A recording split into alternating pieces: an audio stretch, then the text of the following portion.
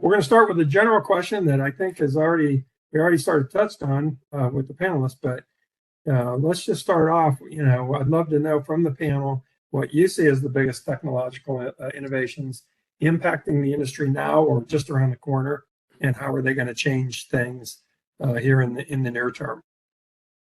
And that's for anyone on the panel who wants to jump in. I'm happy to get it started. I think for this particular question, and I think we're going to touch on it later quite a bit, but getting the basics done that are high touch at a much more efficient rate of speed. So I think you're going to talk about routing. I think you're going to see load matching, and I think you're going to see predictive maintenance. Those are all areas that I think are currently being disrupted in a favorable way, and are going to reduce the amount of time that's being spent on manual processes and getting a more accurate result.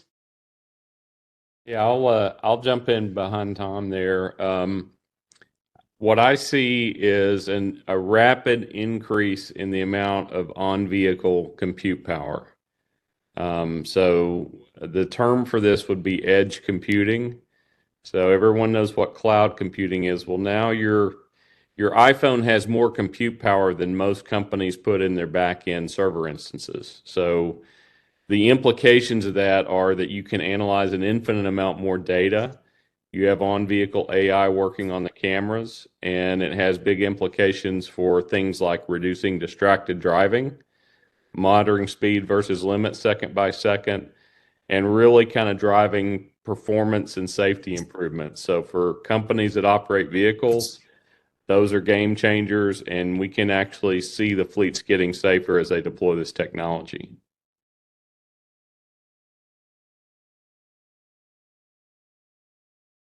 I'll add in from the shipper side, especially those clients that have private fleets. We're also seeing kind of a near-term impact to large electronic trucks, right? So the electric vehicles, from a system standpoint, it's pretty amazing how invasive kind of the old kind of gasoline or diesel powered tractors are pervasive through designs of systems. And when you hear clients talking about moving to electric fleets, the systems are challenged because the paradigm is, we can run 500 miles and then refuel and stop for 15 minutes and then carry on. With battery powered electric trucks, it's far different. We've got different weight constraints, limitations. TMSs and systems in general kind of need to be deconstructed a little bit to support that today, let alone kind of the actual tractor changes and regulatory changes and so forth. So I think those are definitely having an impact today. Jim, I would add the opportunity for autonomous vehicles. While I've been struck by the amount of automation that exists in warehousing as I've come over to the consulting space and facility design, the risk profile is so much smaller inside of warehousing than it is on the road. So the opportunity for autonomous vehicles is large, and it can help mitigate some of the capacity challenges that exist when we go through, big ups and downs and freight volumes. But we've got to find a way collectively as a group to overcome the risk challenges that exist with autonomous vehicles on the road. And I don't think we're quite there yet, but I do see that as something that we'll be focused on and overcome in the future. Hey, Ryan, it's kind of interesting. I just got back from that F3 festival, and one of the topics being discussed was really venture funding turning away from some of those ventures. A lot of them have basically imploded, and there's only a couple left. So it will be interesting to see, can they actually overcome that barrier, right? Are we going to trust the truck without a driver in it? So I think that will be interesting. Yeah, not to derail, but Ken, it's a great point. A lot of it is the litigious society that we live in. The number of nuclear verdicts that exist, and they just keep growing and growing.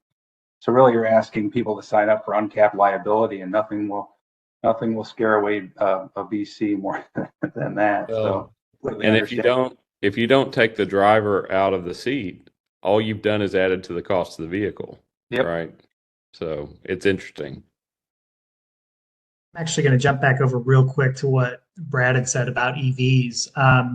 I think we're going to run into a situation where we've got one level of disruption, which is EV impacting the industry, and then another sub-level of disruption that correlates to it as we're machine learning everything that is based on a diesel-powered vehicle. We're going to have to recalibrate the machine learning for EV, delivery times, maintenance, etc. We think we've caught up, and then we're going to have to start all over again. Yep. Hours of service. Every constraint, in a routing application is based off of that. It's not based off of an electric vehicle model. It's based off of a diesel model. Yep. I think one of the biggest challenges and barriers to that, though, the electrification issue, is the charging problem. Most trucking companies don't have a three-phase electric infrastructure to be able to charge, and then you get into the charging times. So, today it's not an issue. Anytime I can power the vehicle and I can put a new driver in the seat and move. Well, if you're dependent on electric vehicles, you got to factor in that charging time. And I think that goes to your point, right?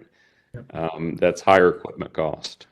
It does. And I guess, I'll jump in for just a second, but, the other piece of the EV equation is all about hydrogen, right? Toyota and some others are kind of sticking with hydrogen. And so as those, come online, you've got some of the same issues, right? They may be able to run longer and all that other stuff, but you have to refuel. But we're already taking some of those aspects into account just for diesel, right? So we're already running the trucks, and they've got to stop at some point to fill up, but obviously, not as frequently as you would have to on an EV or possibly hydrogen. So there is a big mix out there, Jim, in terms of all these different technologies coming together, without a doubt. But it is exciting, right? That's one of the reasons I enjoy being in supply chain space. There's something that's always changing. We're on the precipice of some big changes here, and it will be interesting to see how it plays out. So I am going to thank you for that. That was good stuff. I'm going to move on, and we're going to start off with Tom with a specific question, and then we still have some general questions at the end if we have time. But lots of talk about AI and machine learning. I want to get your perspective on how it's being applied to the trucking industry today, and what are the biggest use cases and impacts in this early technology. Yeah, so I think it's the fact, coming from the TMS space, that more companies are starting to be comfortable making the transition to utilizing various forms of transportation software to help their businesses just run more efficiently and effectively, while at the same time ensuring that the information's accurate, and with the ultimate goal of reducing the impact of human error that is pervasive but also a constant out there. I think there's really enough kind of data origination points out there right now where the more information that gets brought in from IoT sources, the better the insights become out of it. I know we just touched on it, but look at routing, for example. So do you ever notice, even in your personal life now, how there's very few variances in your arrival times when you're going to a destination? I know I travel from Dallas to Houston and back quite a bit, and there used to be 30, 45 minutes, an hour variance from when I started that trip to when I was going to arrive in terms of predictability from Google Maps. And now it knows how often I stop. It knows where I stop. It knows when I'm going to hit traffic patterns, right? So if I'm leaving at noon, it says, hey, you're going to be in Dallas at 5:52 p.m., even though I'm leaving non-peak traffic and heading into predictive peak traffic. And so sure as shoot, I am arriving right at 5:32, 5:34 p.m., regardless of what I do. So I think we're seeing that, especially in routing right now, having a huge impact. Hey, Tom, do you guys, just with your customers and your different industries, I guess, are you seeing a lot more of the IoT devices being placed on the trucks? I know Ken was talking about earlier, right? Just within the trucks, on the trailers, on the pallets. Are are you seeing more and more people adopt things like Cloudleaf or Samsara or Yep. any of the others out there, I guess?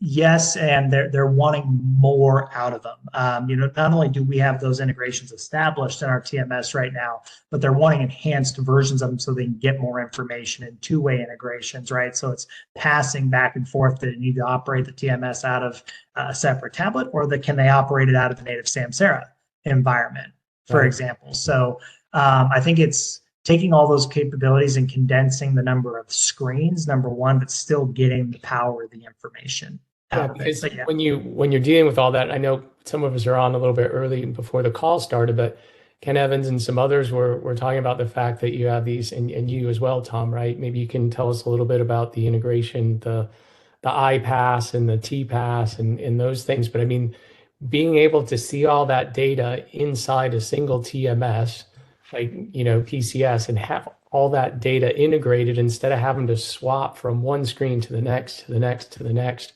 I mean, it gets tedious for the users for sure, not to mention if you have, customers. So are there a lot of advances in that space too with all the APIs you feel? Yes, and I think you see that not only in the customer makeup, but in trade shows as well. There is always like new forms of technology that are coming out that seem to have a lot of buzz around booths. But I'll take it back down to its like most simplistic value is the reduction of number of screens, the reduction of having to toggle back and forth by bringing everything into one area and still getting the same level of input and information. You're eliminating distraction as much as possible, which is an increase to safety. And I think what we're going to see through data, and you're probably already seeing it right now, is that is going to directly correlate to fewer accidents, incidents, et cetera. Nice. Thanks. Good. Thank you. I'll go ahead and move on to direct a question to Brad. Brad, TMS has become a bit of an overused term of late, with it being used to describe shipper-focused systems, carrier-focused systems, even broker-focused systems. What is your definition of a TMS? And you actually hit on this in your intro a little bit, but love to have you expand on it. Yeah, this is a complicated question, right? It's a TMS. I think when I'm hearing it, I have my primary market is shippers and 3PL. So when I get questions from my clients about TMS, I'm thinking enterprise systems that are accepting enterprise transactions like purchase orders, sales orders, stock transfer orders, et cetera, and trying to figure out what is the right mode, what is the right carrier, what is the right consolidation of these transactions to increase my trailer utilization or decrease my mileage, reduce cost, gain efficiencies, et cetera. Technically speaking, I consider TMS to be a tender, a source of the tender, not the recipient of a tender. And the tender would then go to the to the asset provider, the supply provider. So a TMS represents kind of that demand side of the market equation. But TMS, even for shippers, is very fragmented. You see very specialized firms for even shippers that deal with bulk rail, bulk distribution. TMSs are very different than over the road truckload LTL parcel systems. And then you have parcel TMSs, you have courier TMSs. So even within a shipper environment, there's no kind of clear definition as to what a TMS is, but it's a broad umbrella. There are also places on the other side of the market, on the supply side, the carrier side, where capacity is, I've got assets, I've got trailers, tractors, and drivers. I need to move these. I'm worried about yield. These are also called transportation management systems. I like to differentiate. I call those freight management systems so that my shippers know when I'm talking about TMS versus a freight system. I'm being a little bit more explicit, but there really is no kind of standard language yet for those. And then to make matters even more complicated, we've got we've got brokerage systems, right? For the buy sell, we've got different slices everywhere, and it's just going to continue to grow. And the analogy that I use to help explain why, from a context perspective, just to educate, some of the maybe some of the college folks on the call here, it's like I think about a function like logistics, and the technology is a box, and within that box are different bubbles. And one bubble is a shipper-focused TMS, another bubble might be a carrier-focused system, another bubble might be a brokerage system. Over time, those bubbles start to grow and expand, and then all of a sudden there's a lot of overlap, right? And we see becomes confusion with the overlap, and actually, if you're a consulting service provider, the complexity and the confusion is really good for your business, because it's your job to explain and simplify these things for your clients, and that's how we make our market. So it's a difficult question. There's no clear answer. Maybe the good folks over at Gartner can come up with some industry standard terminology, like they did with multi-carrier parcel management systems.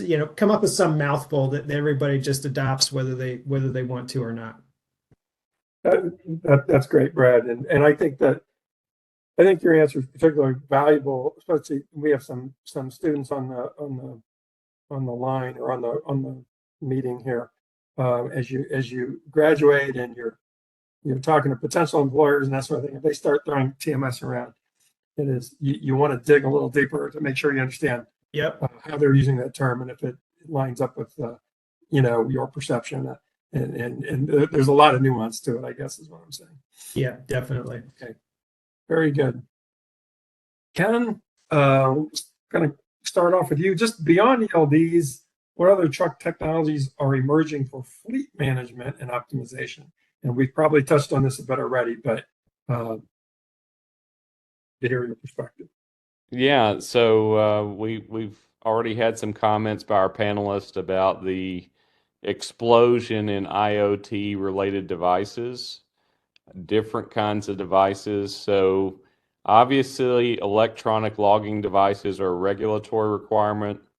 They have some very basic requirements to track the driver's time, make sure that he's staying in compliance to CFR 49, which regulates how much time he can drive. But beyond that, what's opening up is this whole world of telemetry.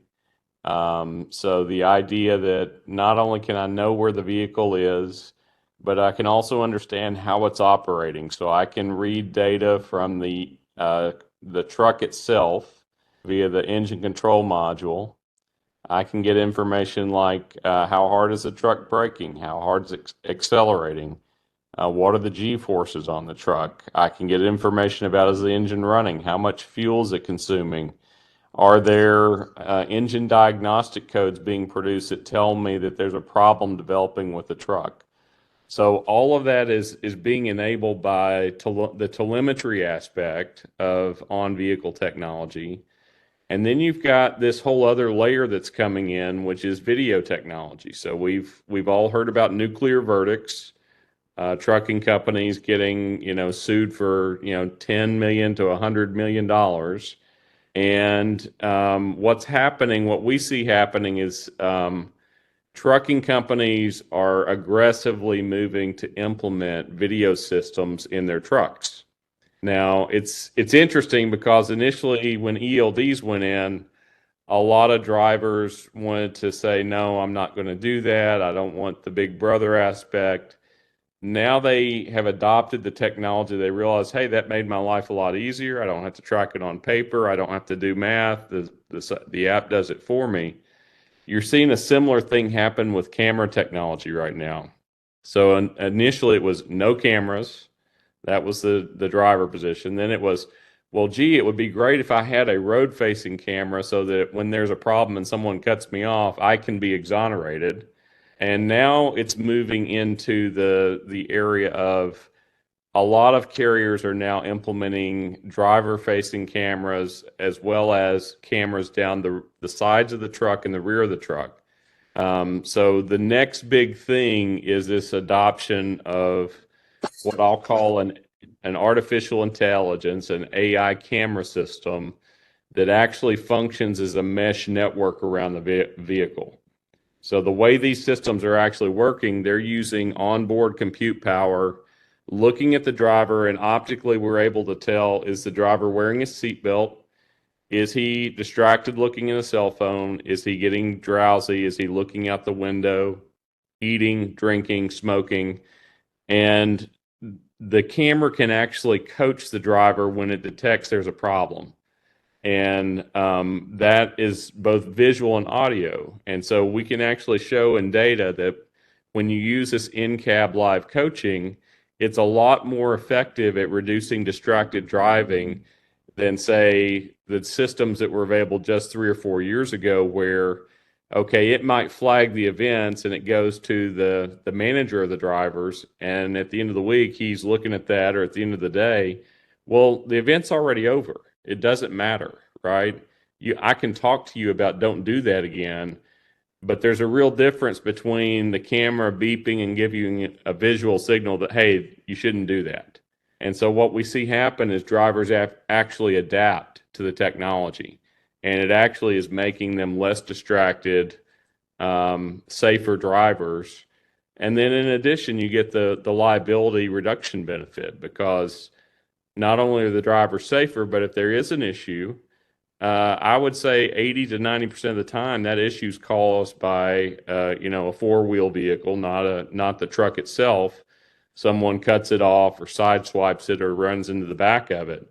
Well, if you have that HD video around the truck and all the wireless communication tying it together, you have all the evidence that you need, and you can exonerate yourself and avoid that legal problem. So we see it's a vertical stacking of technologies, and we believe that a lot of fleets are starting to make decisions. Hey, I want to implement all of this stuff, but they want to do it where it's easy, right? So someone mentioned before different screens. Nobody wants to go to this company's URL for cameras and that one for trailer tracking and this one for ELD. So what we're doing is we're building a vertical solution. So if you own a fleet of trucks, you can go to one solution provider, frictionless, easy to deploy. I say it's the Staples easy button. Hit the easy button, right? And it makes it very, very easy to improve the performance of your fleet. Good, Ken. Interesting stuff. And that, with that driver exoneration, I'm living it right now. That driver exoneration component of this is big. And you mentioned, 80% of the time it's the vehicle with 4 wheels, not 18 wheels, and that lines up very much with my own experience. Yeah. And just a quick question. So with all that technology, are they able to influence the braking system on the truck as well as new trucks come online with all the cameras, or is that still a ways off? I mean, not fully autonomous driving, but just, hey, we need to slow down or something. Yeah, I think what you're talking about is driver assist technology. And I see that, yes, OEMs are definitely focused on that. The braking systems, the radar sensing the road, the lane departure. I wouldn't want to gear that off of what these systems are doing, because the OEMs are able to monitor much more information. So these systems are more about detect, record, and change human behavior. The vehicles themselves are getting safer as well, like with automatic braking and keeping you in the lane. I think those are important as well. But one thing that we don't do is we don't send commands to the vehicle, right? That's a big risk area, and you don't want to get into that position. But I think you're going to have two complementary technologies. The OEMs actually making the truck, perform more in an automated fashion, maybe not fully autonomous, but driver assisted. And then you have these other systems where we're focused on how do we help the driver become safer himself. Oh, that's a good distinction. I appreciate that. I didn't know if it was all tied together or not. That was one of the reasons. No, there's too much liability in that, and the OEMs wouldn't let you do it anyway. Yeah, I know it's more OEM focused because Yeah. you know, just like our cars, right? It's all got to be built in with different chips, so it makes sense. Right. And I know there's a lot of liability there. Are there a lot of you know, challenges just for the drivers in terms of, you know, getting not so much the drivers, but the companies, I suppose, outfitting some of the rigs with all that equipment takes a while. Well, it's interesting. So the technology that we bring to market is actually very easy to install, and the reason is literally it's you mount it on the windshield, the head unit, if you will, that does the road and the driver, and you're really just hooking it to the fuse block for power, right?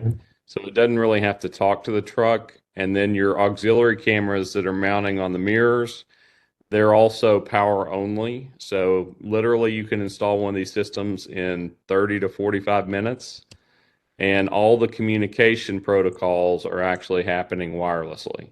So Nice. it's a pretty cool system, and a lot of cellular communication goes with that as well. Thanks for pointing that out. I know there's you know, some of the students and whatnot are probably curious how all this stuff comes together. We live and breathe it every day, but Yep. thanks for kind of sharing some more details Sure. there, Ken. Anytime. Very good. Next question is for Ryan. Ryan, what are some of the biggest supply chain challenges facing trucking companies today? And maybe more specifically, how are consultants helping address these issues? And again, I realize we've touched on some of this already, but if you can expand on that. Yeah, no, thanks, Jim. It's a really good question. You know, right now, trucking companies coming out of a really a boom period through the pandemic many are facing financial struggles. Really what's happening now is demand is softening. We're going through a Fed tightening cycle, so consumer spending is down, and capacity was added in both to trucking as well as warehousing during the pandemic to support you know, the demand that was really surged during the pandemic. So what that you know, softening of volumes as well as additional capacity drives shipping rates down. So trucking companies are not making the returns that they were making during the pandemic, probably even before the pandemic, and they've got additional operating costs because they've invested in more drivers, more trucks. And the challenges of hiring drivers is has always been very difficult based on my experience of being in the trucking industry. These are associates that have a very specific skill set, and they're in demand, and they can leave the position for more money if the culture isn't right. So it is difficult to retain associates in the trucking industry, both drivers and non-driver positions. So those would be mechanics, those would be supervisors, those would be managers.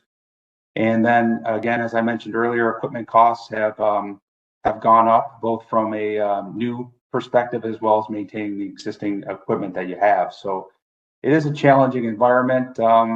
There could also be some new regulations that exist with a lot of the technology that everybody is talking about before me. So definitely a difficult environment to navigate. So kind of getting to, you know, how a consultant can help. First and foremost, we can make sure that the agreements that they have in place with their shipper clients are amenable to both them and the shipper. You know, we find these agreements can be in favor of one or the other. We try to help to work to get them to be beneficial to both parties. And also to align that they're focused in the right geographies and servicing the right verticals for their service offering. You know, there are subsectors of the trucking industry. The vast majority of trucking is dry van, but there are specialties, i.e., refrigeration, tanker, and you know, it's just making sure that that they haven't got too far out of their you know, sweet spot, so to speak, based off trying to take in some new business. And then, you know, from an analytical perspective, we have the tools and personnel to assess their terminal locations. Are they in the right spots? Are there Do they have the right number of drivers? Do they have the right numbers of equipment? Should they be pulling back? Should they be expanding? And then, based off this subject matter expertise that we have as an organization, we can help them look at different ways of obtaining equipment. Most, but not all trucking companies procure their equipment through ownership, but there are other options from, i.e. full service lease, or even short-term rentals if something is a surge for a year or two or less, that are good options over traditional ownership. So those are all ways that we can assist trucking companies in navigating through these cycles that, again, the trucking industry can be very boom or bust. But one thing I've experienced in my close to 25 years in the industry is that these cycles come and they go, and it will recycle back through again. So we just try to work with organizations to weather the storm. So that's all I've got, Jim. Thanks. Very good. I was just going to comment that on the boom and bust cycle. It's an interesting thing, and I don't know if it's just human nature, but I think during every boom, you tend to think it's always going to be that way, and through every bust, we think it's always going to stay that way. And unfortunately, decisions get made on that basis.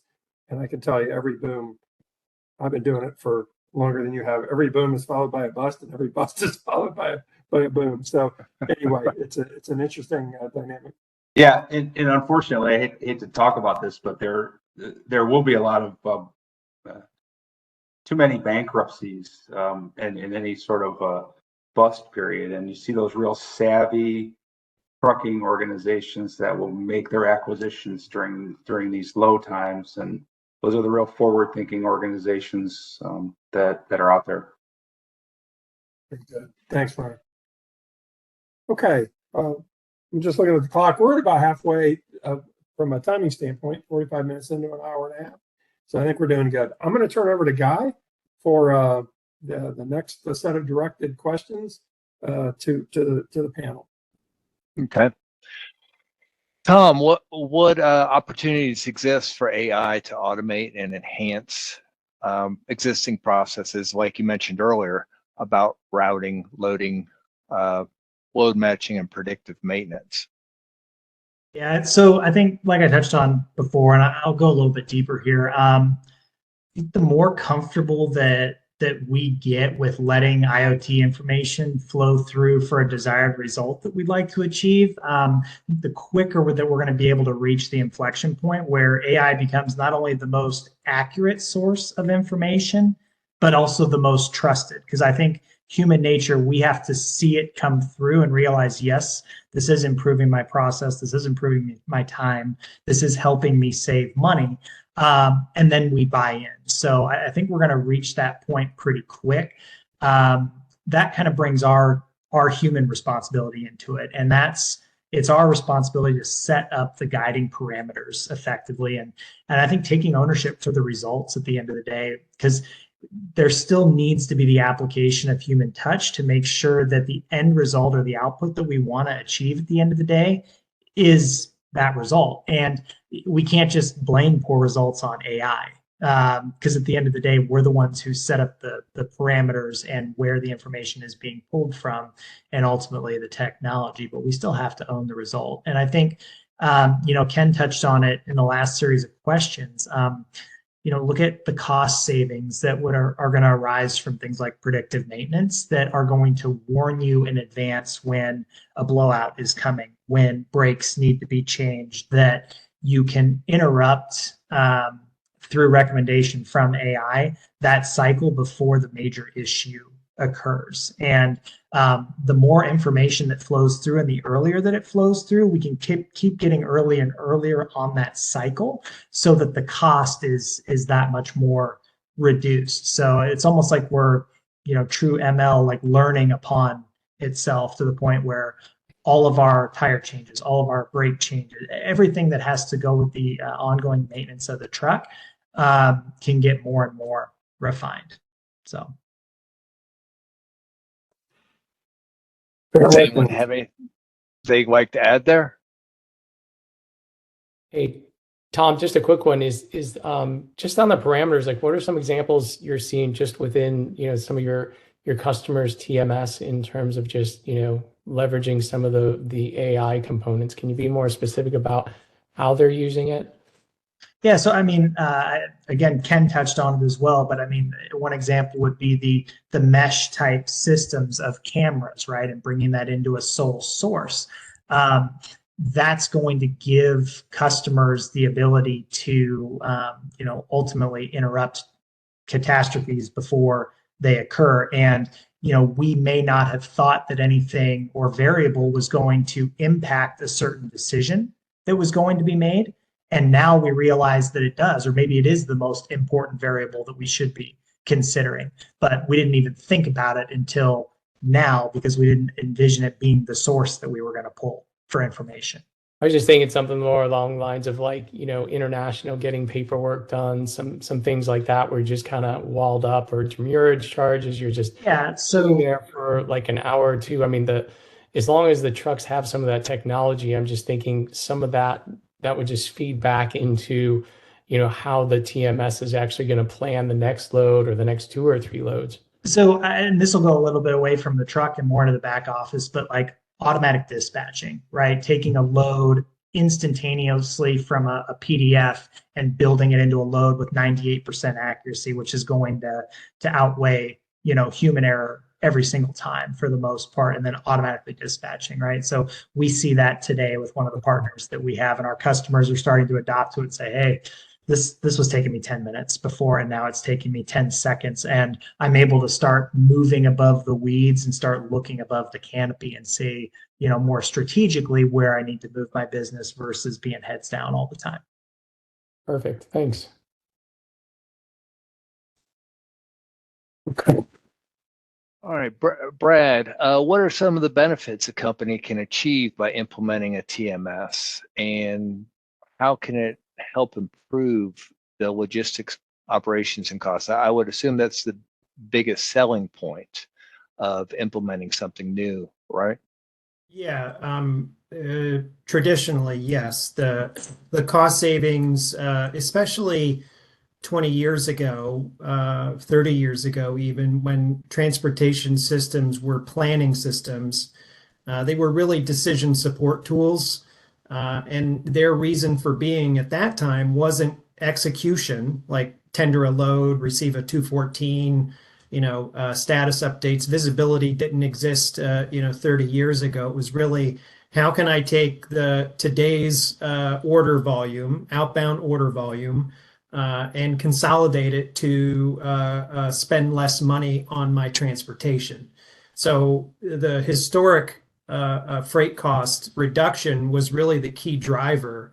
But today, I think we see probably the plurality of clients that we're serving are implementing and investing in transportation technologies because they're foundational to the operations of the business.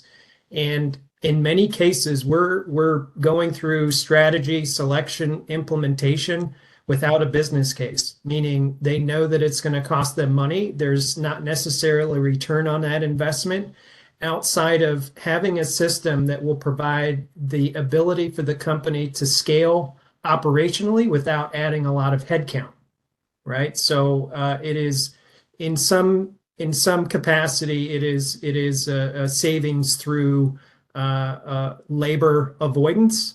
And I have a conversation with over $1 billion shipper last week, a client of ours, and they said the TMS has saved us about our load planning team 30% of their time is now given back so that they can do more important or more strategic things. Now they have a foundational system that will allow them to do those things. And there's not necessarily a quantifiable business case like we used to have in the early stages of TMS adoption. But generally speaking, a transportation system for a shipper is really going to save money through a few fundamental ways. It's either optimization, consolidation savings. It could be some labor savings, but there's also a big component of the value proposition that is in cost avoidance, right? So kind of controlling and providing some governance around common human behaviors, like you might hear a customer service person gets a critical order from a key customer, and they just, by default, it's this customer, we're going to ship it overnight.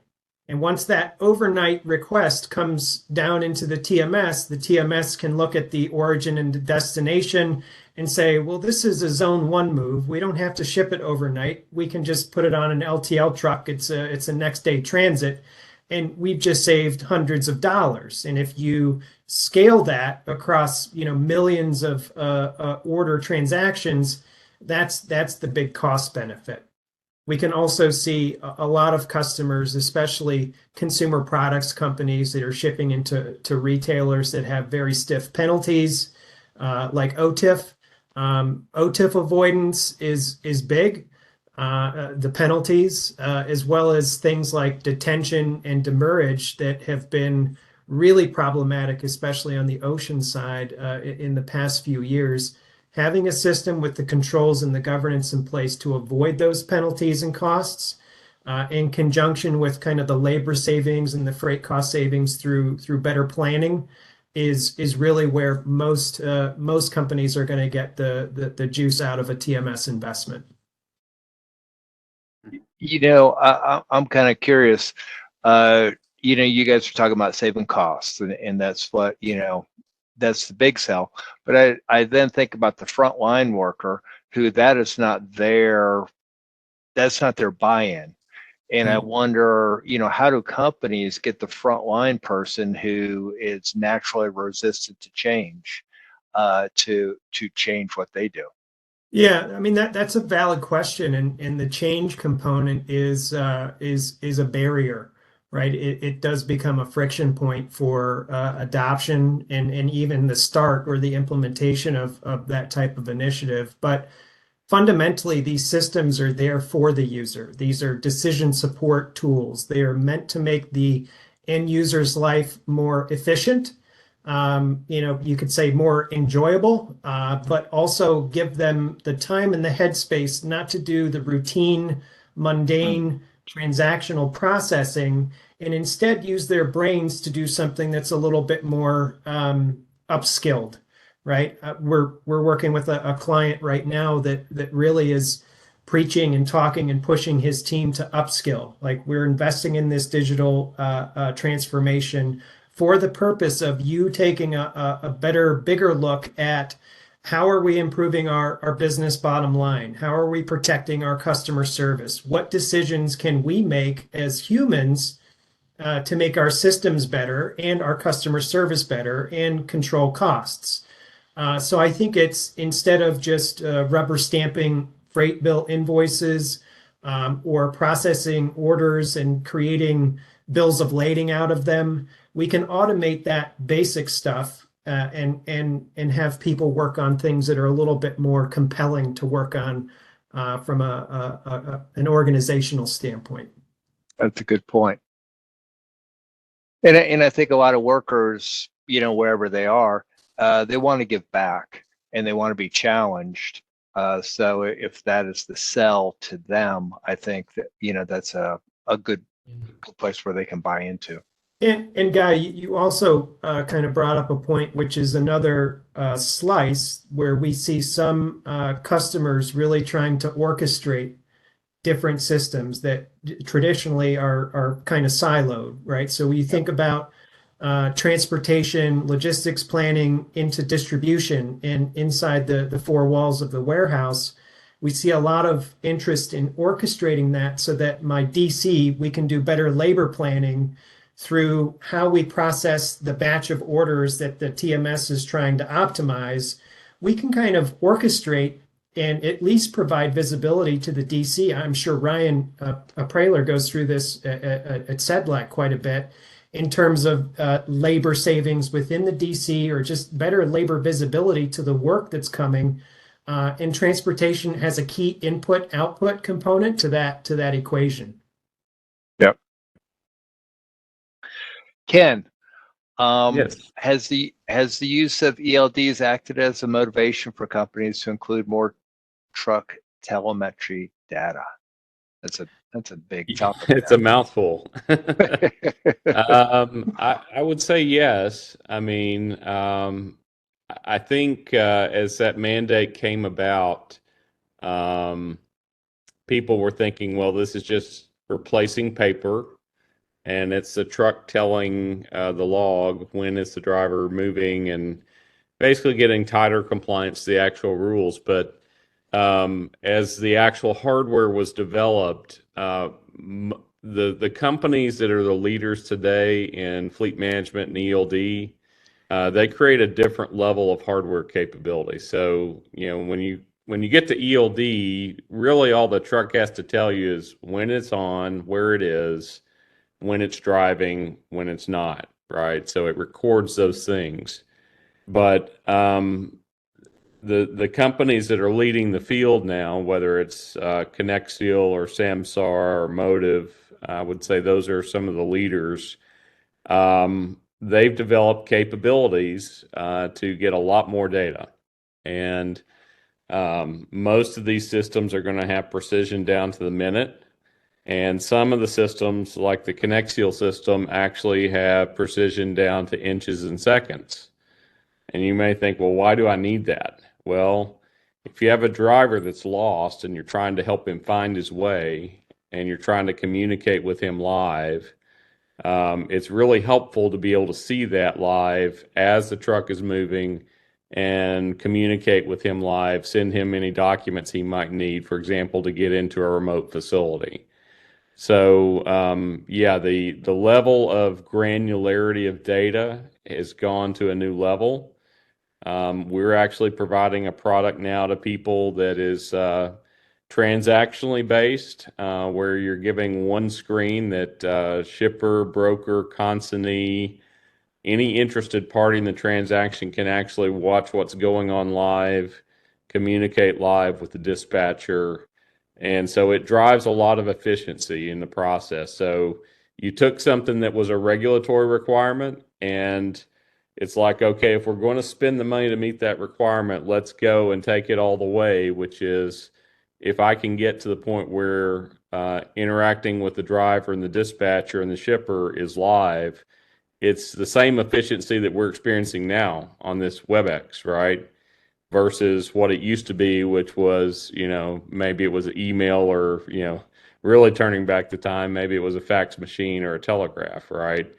But that's the kind of quantum leap that is going on right now, and it drives a lot of work out of the system. I was at the CSCMP conference in Orlando in October, and one of the speakers there said, "Data is the new gold." And I think that people are going to start using that. Well, it's interesting. So I would say information is the gold. Data is all the stuff that you have to go through to get to the gold. But the problem is you can drown yourself in data. And when you look at a lot of systems out there, they tend to want to try to display every piece of data, and they don't really help the user simplify it down through design principles to get actionable information. So, and I'll give you an example. We literally have gigabytes and terabytes of data that we're analyzing on these trucks. We don't want to keep all that information, right? And that's kind of counterintuitive, but we actually want to use that to get to the information. Hey, this truck was braking too hard, or the driver was looking out the window. That's the part we want. We don't need all the normal operation, right? So that's where the edge computing stuff becomes very useful.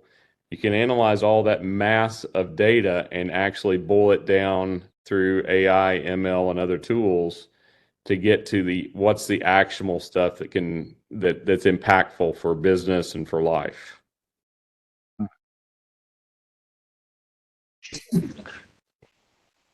All right, Ryan, how has the disruption of the pandemic impacted supply chains and trucking? And do you see any lasting effects? Yeah, thanks, Guy. So I talked about some of this in my initial question, which was about the challenges facing trucking companies. Is really what the pandemic did is there was initially a reduction in demand, but ultimately a huge surge in demand. Fueled by some of the programs that allowed everybody to have enough money to get through the pandemic, but ultimately spending surged, which led to trucking volumes surging as well. So trucking companies invested, warehousing companies invested. We're now going through a Fed tightening cycle, and so spending is down, trucking volumes are down, capacity is higher than it was before the pandemic. So ultimately, we'll cycle through a freight recession or something close to that, and trucking capacity will right size. So that's actually a normal freight cycle. I refer to it as a boom bust cycle. So that was brought on probably prematurely by the pandemic, but that is a normal freight cycle. The lasting effects that I see is a shift to direct to consumer. So there's a lot more direct to consumer volumes. This was sort of, Amazon was a leader there, but now almost every shipper that we work with has a direct to consumer offering, and even industries that really don't lend very well to direct to consumer are getting into direct to consumer. For example, grocery and pharmacy are getting into direct to consumer, and ultimately this is never going to come back unless there's a huge price that's put on this, because the end consumer sees the benefit of direct to consumer. I mean, for me, a father of three boys that eat me out of house and home every week, the amount of time that my wife and I could spend shopping for groceries on the weekend is a lot of time. But when we have options to have direct to consumer groceries, we take advantage of that. So ultimately, I don't see that changing. The freight cycle is normal. Like I said, it may have happened prematurely, but the direct to consumer, I don't see that changing. That's what I've got there. Thank you, Guy. Sure. So what I'm hearing is you're talking about last mile delivery, right? Do you see the bigger players getting more involved in that, or do you see that there will be more smaller players that will try to fill that need? Yeah, really, what I'm just more referring to, instead of folks going out to retail outlets and buying goods there, just buying it online, using online as a way to order and then having it mostly shipped to their house. I mean, like I said, with groceries, kind of found a way where you can pick it up, but some other way other than you do the shopping, you do the transportation, it's just shipped directly to your house. The vast majority of that, from a shipping perspective, is handled by the two big parcel carriers, guys. So that's FedEx and UPS. USPS is getting into it. I mean, they're into it. They provide some service there, but their service levels aren't as high as UPS and FedEx. Yeah. Thank you. Yeah, you're welcome. Jim. Okay.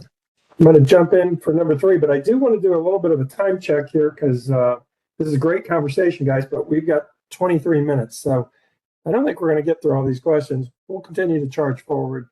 I did want to just pause for a second and see, Mona, do you have any questions from the broader audience?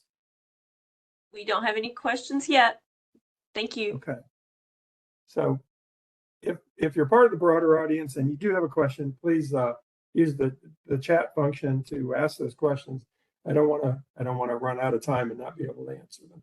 So the other thing I would say is, if it seems like some of the questions we're asking is covering ground we've already covered, of course the questions were prepared in advance, number 1, but number 2, I think is a function of the quality of the conversation that we've already gotten into some of it. So that said, Tom, what are some of the key challenges in developing reliable AI systems for the nuances of trucking operations?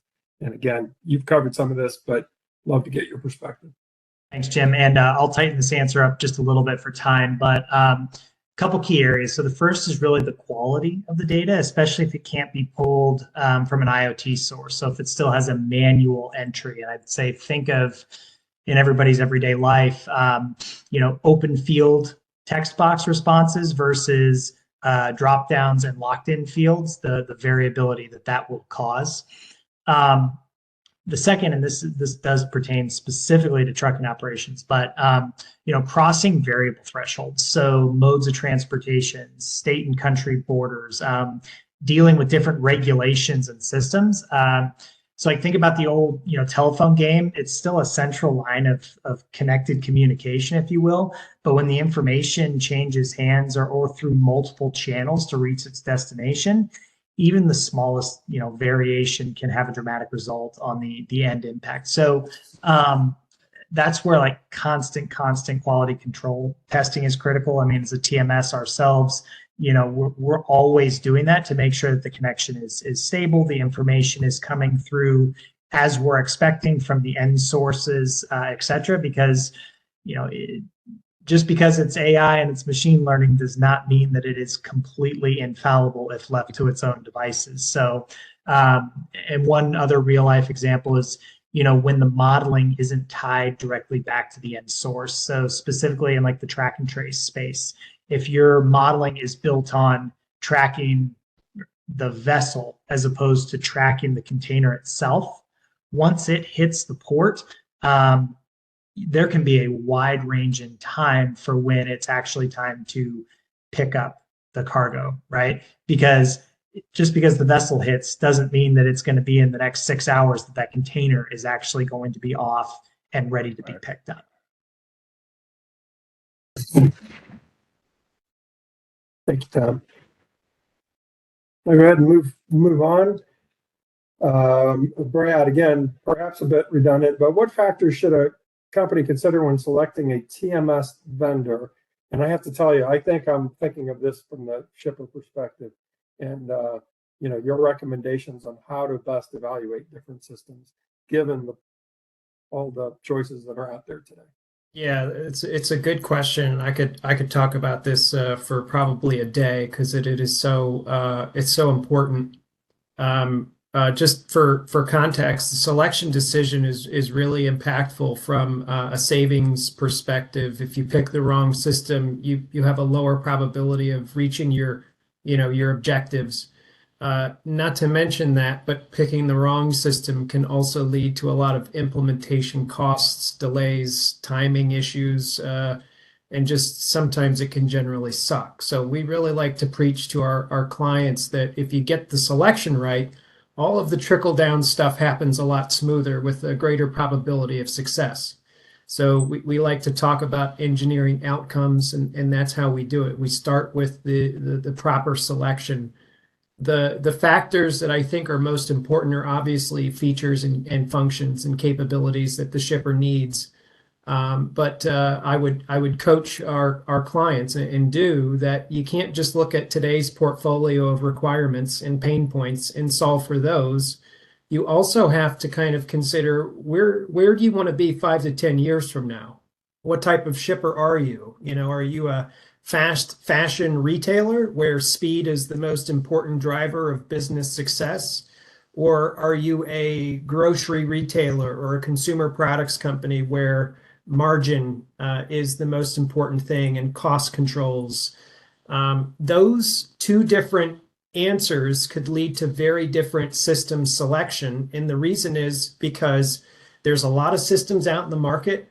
They typically specialize in one slice or one fragment of the market. And that's where the features and the capabilities have grown.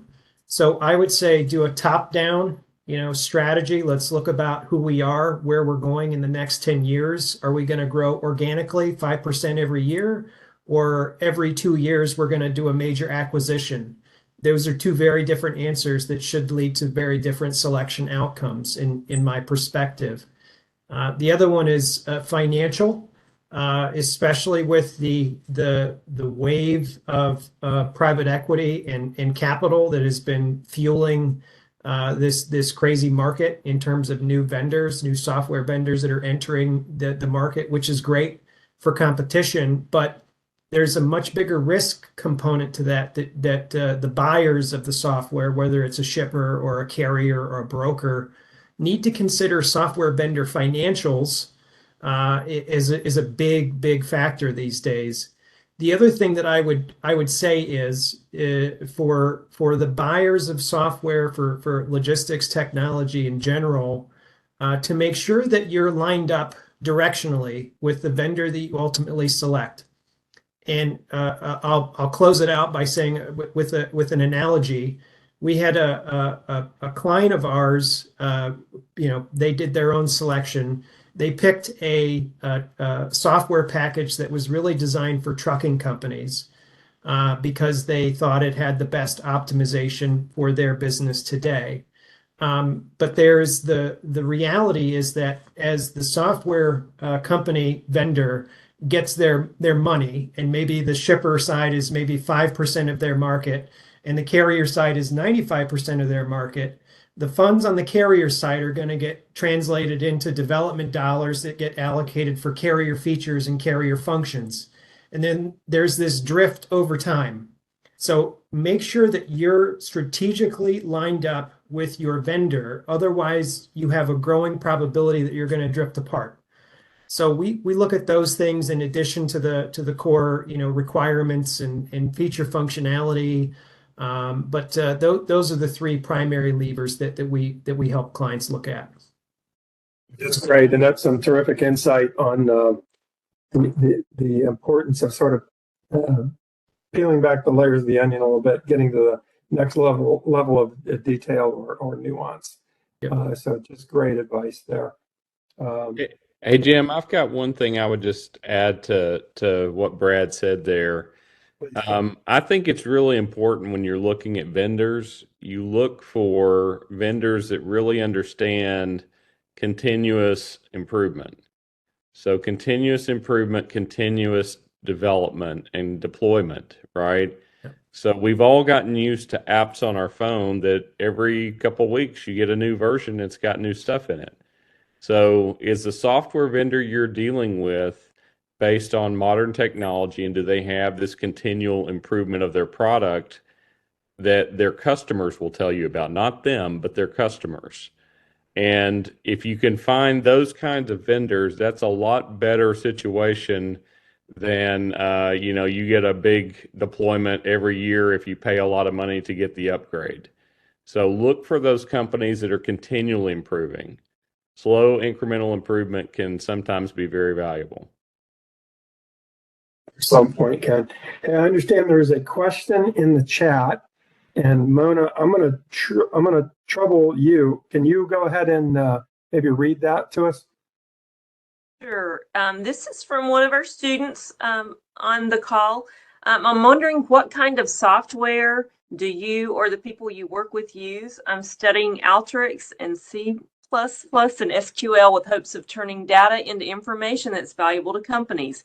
Any recommendations or opportunities in the logistics field?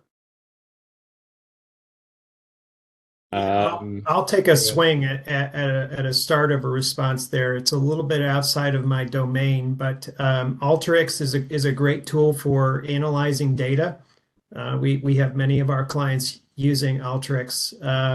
I would say going a step higher, we've got a lot of clients that use modeling and design software like LlamaSoft from Coupa.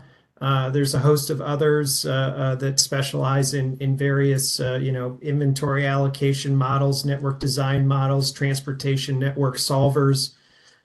So there is a whole secondary market, different market for that type of data analysis and insights from data that already exists that is pretty well established. I mean, as a builder of technology, I would say a couple things. One is SQL. You can't go wrong with studying that. It's still, regardless of what code is generating or what devices are generating the data, you have to be able to efficiently query data. And remember, we're talking about data explosion. So now I want to know more detailed information. So writing an efficient query is very important. And I would say if you're into actually you're trying to build systems, I would look to more modern languages. There's been some real innovation over the past 5 to 10 years in terms of what types of languages you can develop in most efficiently. And certainly I'm open to take a question offline after this about what some of those are. But there's constant new tools that are coming about that make things more efficient.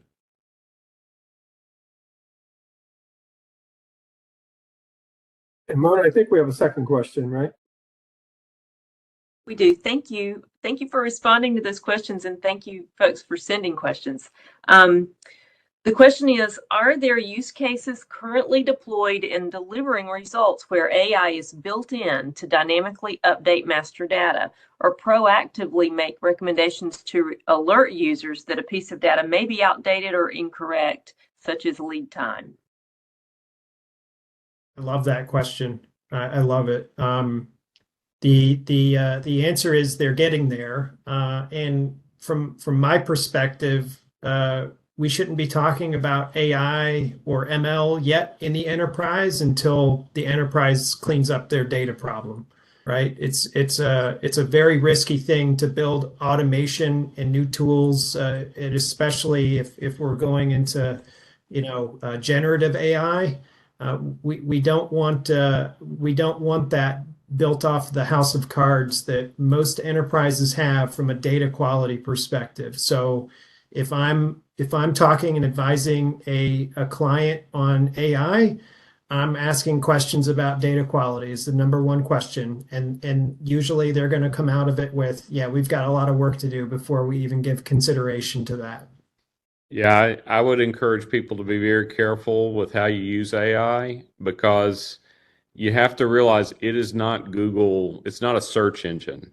It is iterating to give you an answer regardless of whether it knows the answer or not. And so hallucinations of AI are actually very real. Yep. And I have a real life example. We're a private company. There's only one person on the planet who knows our cap table, who our investors are, and that's me. Well, I asked AI, who are the investors in Connexial? And whether it was ChatGPT or Google Bard, they both invented answers that were just 100% lies, a page full of lies. So you need to be very careful about what you believe from AI. Yeah, actually, Ken, that's interesting. There's another one that I learned about when I was at the Edge conference. It was kind of interesting, and it's all kind of AI. It ties back into autonomous driving and where there are still blind spots. In actuality, there are lots and lots of blind spots within AI. I know there's prompt engineers and all these things where code's being generated, but even if the code is being generated, it has to be reviewed because it does, to your point, make mistakes. If AI is looking at a stop sign and there seems to be a branch in the way, may just zoom by the stop sign because there was a branch covering part of the stop sign, right? Reprogrammed to say, look, this is an octagon, this is a red stop sign, and you change your behavior. If something isn't seen by human eyes, you would just say, oh, I still have to stop. Right. So anyway, I think it's a really valid point. There's still a lot of work to be done for the folks on the phone. There's still a long way to go with AI and its development, and what we can actually choose to leverage versus what we're not. Right. So, Yeah, fair points. if I could Thanks, guys. just make a comment too, I just want to echo what Brad said. As long as I've been working in logistics, cleaning up data is a part of project work, and that's part of what we do. The data has to be right because you're making decisions about building warehouses, buying trucks, hiring drivers, hiring managers, moving locations. I mean, these seem like data fields, but they end up being multi-million-dollar decisions that can really impact companies' bottom line. So you can't be too careful about this stuff. And I'm not at a point where I would be comfortable using this type of technology for that. It's got to come a little bit further. And I can't second or third that, so I'll forfeit, I guess.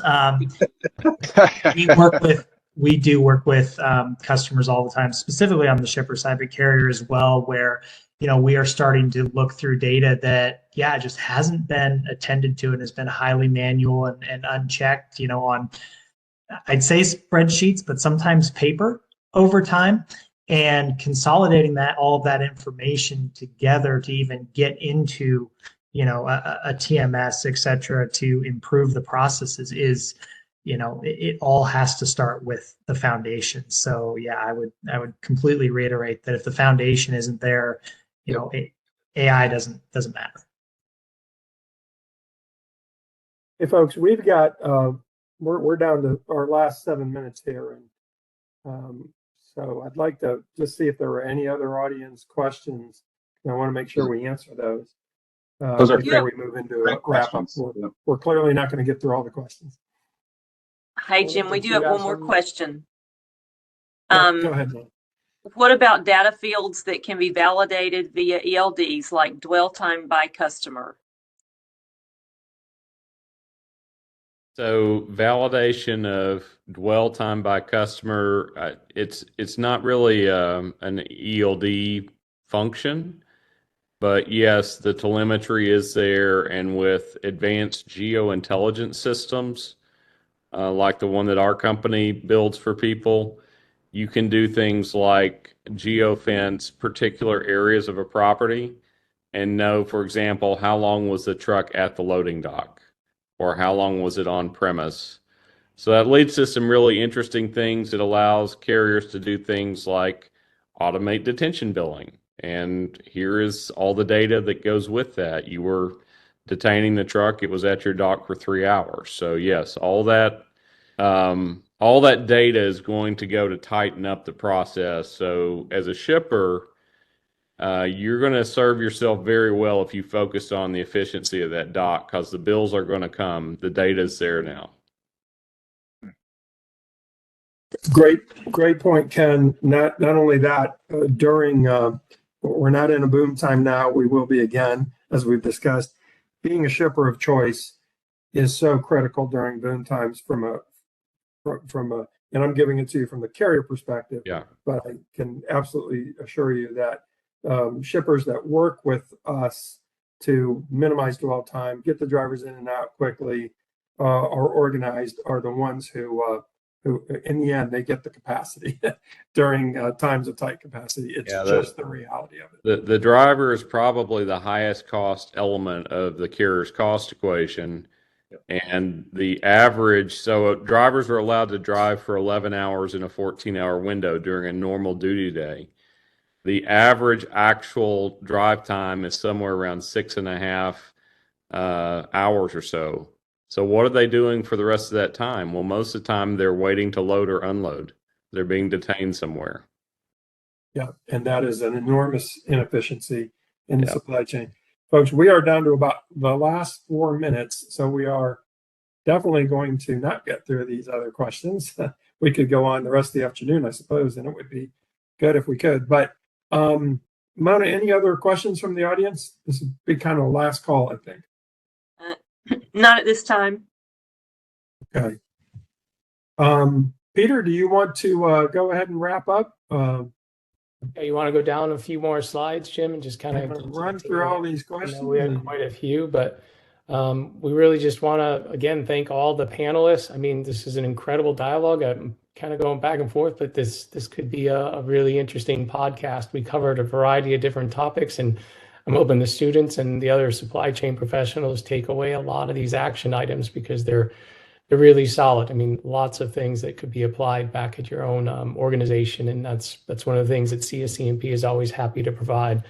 So with that, Tom and Ken and Ryan, everybody, just thanks for your time. Brad, I mean, this was just really appreciate all the help and the guidance on your responses, and just helping to pull all this together for today's webinar.